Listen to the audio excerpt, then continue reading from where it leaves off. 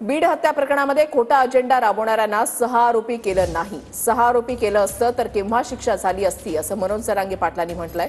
आता हत्या, खंडणी, जमिनी बळकावणाऱ्या टोळीला सुट्टी नाही असा इशाराच मनोज जरांगे पाटलांनी दिलाय. आता हे थोडे राजकीय त्याच्यात हस्तक्षेप झाला, अजेंडा राबवला गेला म्हणून त्यांनी 6 आरोपी केले नाही तर याच्यातच 150 जण झाले असते. पुढच्या काळात यांनी कुणाला त्रास देणं, कट मारणं, गाड्याला आड उभारणं, प्लॉट हडपिणं, खंडण्या मागणं असे काही प्रकार मराठ्यांसंघ केले की आमचा मोर्चा तिकडं वळाला ज्यांच्याकडं.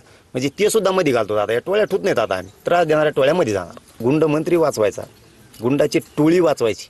संतोष भैयाचं उघड्यावर पडलेलं कुटुंब आज त्या लेकीला ना शाळेत जाता येते, ना त्या लेकराला कुठं हटता येते, ना त्या आईबापाला सोन्यासारखं लेकरू गेलं.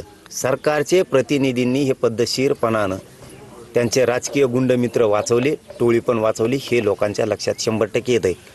पण जाऊ द्या, बघूयात पुरवणी तपासात बी काही 6 आरोपी होतेत का आशा ठेवून राहू. पण नाही झाले तर पुढच्या काळात त्रास देणारी टोळी अशीच मध्ये जाणार.